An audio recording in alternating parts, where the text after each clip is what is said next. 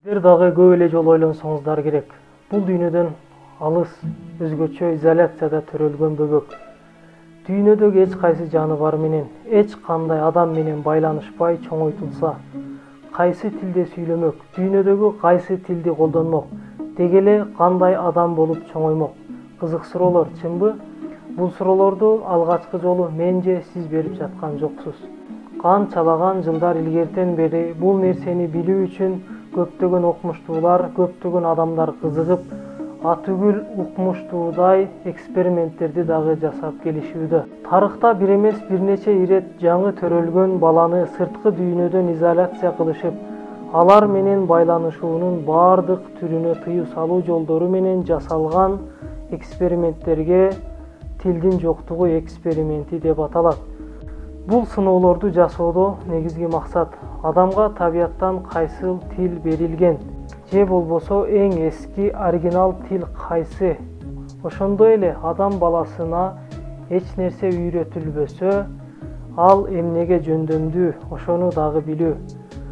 Адам баласынын үстүндө жасалган мындай этикага жатпаган эксперименттерге тарыхта Роджер Шатак сыяктуу айрым адамдар тыюу салынган эксперимент атын беришкен. Жазуу булактарында эң алгачкы мындай экспериментти бизге Геродот берет. Анын айтымында биздин заманга чейинки 600 жылдардын айланасында Египет фараону биринчи Псамтик жаңы төрөлгөн эки бөбөктү ата-энесинен бөлүп алып, бир чабанга берүүнү буйруйт. Ал эми чабандын бул эки бөбөк менен сүйлөшүүсүнө өтө катуу тыюу салат. Бирок бөбөктөр өз ара бир сүйлөшүү тилин ойлоп таап алышкан. Жана дагы ал тилдеги эң алгачкы сөздөрү бекос деген сөз болгон. Эң кызыгы, бекос деген сөз египеттиктердин тилинде жок болчу. Бул сөз ал жылдардан дала илгерки убактарда азыркы Анадолу топурактарында жашап өткөн фриктердин тилинде нан деген сөз экен. Ошондуктан египеттиктер өздөрүнүн тилинин түбү фрик тилине барып таянат деп ишенишкен. Болжол менен андан 1800 жылдан кийин 13-кылымда 2 Фредерик тарабынан жасалган дагы бир экспериментте да бөбөктөр ата-энелеринен бөлүнүп алынып, башка эч кимге кошулбай, эч адам баласы менен сүйлөшпөй, байланышпай чоңойтулат. Эне тил деген болсо, эң алгачкы эне тил кайсы тил экенине кызыгышкан. Бөбөктөрдүн ибраниче, латынча, грекче же болбосо араб тилинде сүйлөшөрүн болжолдошкон. Мунун себеби дагы бул тилдердеги ыйык тексттердин бар болушу. 2 Фредериктин дагы эң негизги максаттарынын бири Адам менен Хаванын кайсы тилде сүйлөгөнүн билүү болгон. Бул окуяларды жазып кеткен Салим Бене аттуу тарыхчы бөбөктөрдүн кайсы тилде сүйлөгөнүн айткан эмес, бирок бул экспериментти жасагандардын заалымдыктарын майда чүйдөсүнө чейин баяндап жазган. Андан кийинки жылдарда атайын изоляцияга алынбаса да, кандайдыр бир башка жолдор менен адамдардан бөлөк чоңойгон жырткыч балдар табылганы белгилүү. Украинада табылган Оксана аттуу кыз иттер менен чоңойгондуктан алардын тилин мыкты түшүнүп, кеңири колдонот. Мындан башка дагы жапайы айванаттар менен чоңойгон көп эле адам баласы бар экени белгилүү. Мындай изоляциянын табияттан берилген аргасыздык түрү дагы бар. Мисалы, дудук же дүлөй адамдар.